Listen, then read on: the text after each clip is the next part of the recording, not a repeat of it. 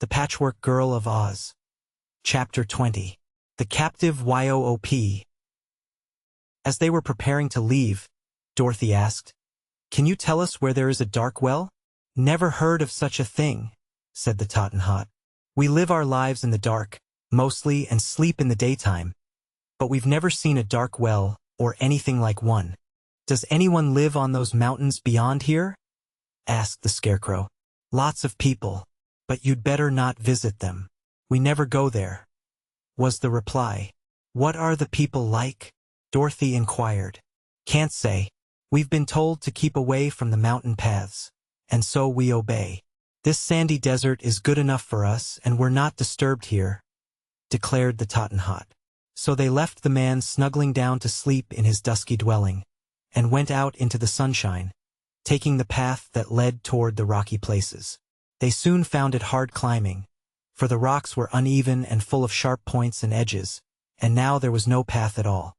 Clambering here and there among the boulders, they kept steadily on, gradually rising higher and higher until finally they came to a great rift in a part of the mountain, where the rock seemed to have split in two and left high walls on either side. "S'pose we go this way," suggested Dorothy. "It's much easier walking than to climb over the hills." "How about that sign?" asked Ojo. "What sign?" she inquired. The Munchkin boy pointed to some words painted on the wall of rock beside them, which Dorothy had not noticed. The words read, "Look out for YOP." The girl eyed this sign a moment and then turned to the Scarecrow, asking, "Who is Yoop? Or what is Yoop?" The straw man shook his head. Then she looked at Toto and the dog said, "Woof!" "Only way to find out is to go on," said Scraps. This being quite true, they went on.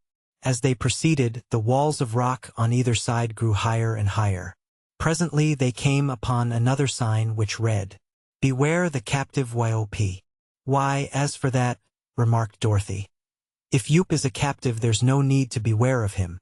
Whatever Yoop happens to be, I'd much rather have him a captive than running around loose." "So had I," agreed the Scarecrow, with a nod of his painted head.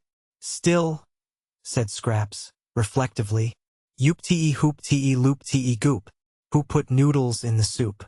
We may beware but we don't care, and dare go where we scare the Yoop." "Dear me, aren't you feeling a little queer just now?" Dorothy asked the Patchwork Girl. "Not queer, but crazy," said Ojo. "When she says those things I'm sure her brains get mixed somehow and work the wrong way." "I don't see why we are told to beware the Yoop unless he is dangerous," observed the Scarecrow in a puzzled tone. "Never mind, we'll find out all about him when we get to where he is," replied the little girl. The narrow canyon turned and twisted this way and that, and the rift was so small that they were able to touch both walls at the same time by stretching out their arms. Toto had run on ahead, frisking playfully, when suddenly he uttered a sharp bark of fear and came running back to them with his tail between his legs, as dogs do when they are frightened. "Ah," said the Scarecrow, who was leading the way. "We must be near Yoop."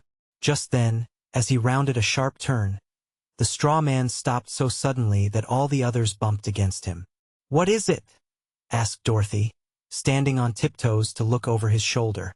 But then she saw what it was and cried, "Oh!" in a tone of astonishment. In one of the rock walls that at their left was hollowed a great cavern, in front of which was a row of thick iron bars, the tops and bottoms being firmly fixed in the solid rock. Over this cavern was a big sign, which Dorothy read with much curiosity, speaking the words aloud that all might know what they said. "Mr. YOP's Cave, the largest untamed giant in captivity. Height 21 feet. And yet he has but 2 feet. Weight 1640 pounds. But he waits all the time.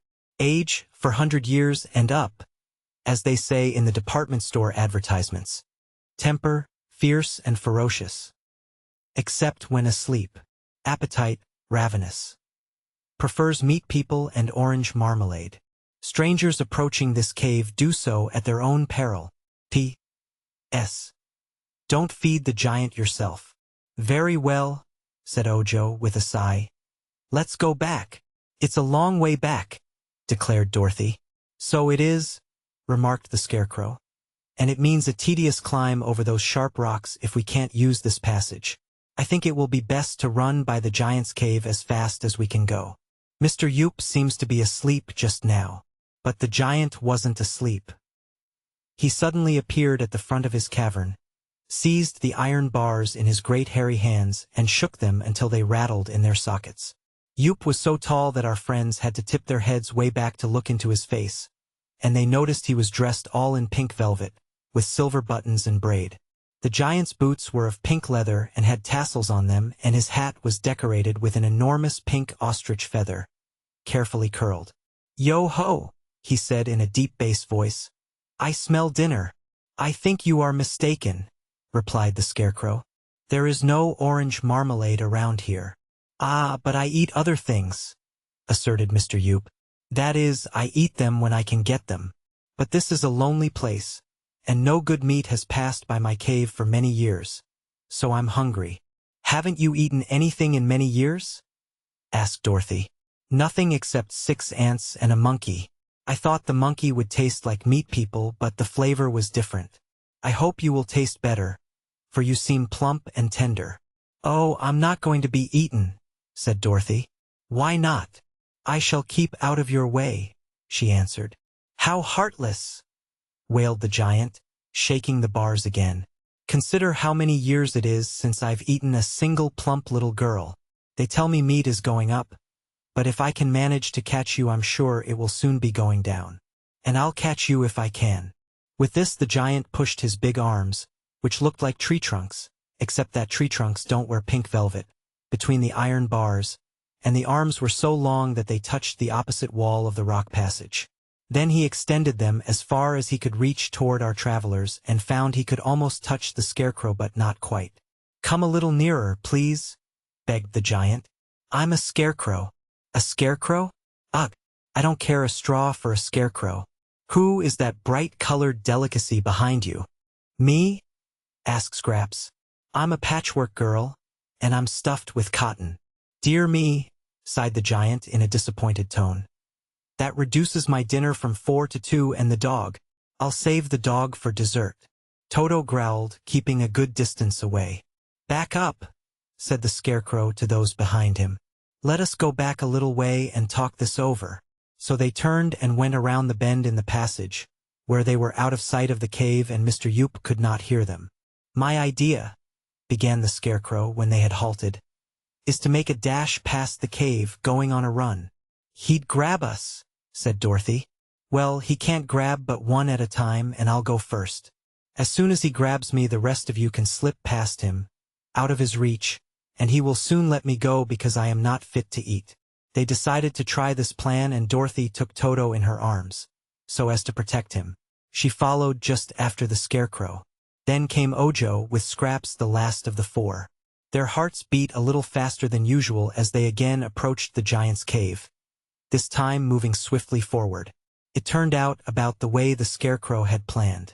Mr. Yoop was quite astonished to see them come flying toward him, and thrusting his arms between the bars, he seized the Scarecrow in a firm grip. In the next instant he realized, from the way the straw crunched between his fingers, that he had captured the non-eatable man. But during that instant of delay, Dorothy and Ojo had slipped by the giant and were out of reach. Uttering a howl of rage, the monster threw the Scarecrow after them with one hand and grabbed Scraps with the other. The poor Scarecrow went whirling through the air, and so cleverly was he aimed that he struck Ojo's back and sent the boy tumbling head over heels, and he tripped Dorothy and sent her also sprawling upon the ground. Toto flew out of the little girl's arms and landed some distance ahead, and all were so dazed that it was a moment before they could scramble to their feet again.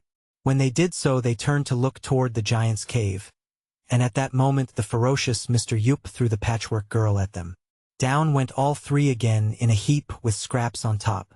The giant roared so terribly that for a time they were afraid he had broken loose, but he hadn't. So they sat in the road and looked at one another in a rather bewildered way, and then began to feel glad. "We did it!" exclaimed the Scarecrow with satisfaction. "And now we are free to go on our way." "Mr. Yoop is very impolite," declared Scraps. "He jarred me terribly. It's lucky my stitches are so fine and strong, for otherwise such harsh treatment might rip me up the back." "Allow me to apologize for the giant," said the Scarecrow, raising the Patchwork girl to her feet and dusting her skirt with his stuffed hands. Mr. Yoop is a perfect stranger to me, but I fear, from the rude manner in which he has acted, that he is no gentleman. Dorothy and Ojo laughed at this statement and Toto barked as if he understood the joke, after which they all felt better and resumed the journey in high spirits. "Of course," said the little girl when they had walked away along the passage. "It was lucky for us the giant was caged, for if he had happened to be loose, perhaps in that case he wouldn't be hungry any more," said Ojo gravely.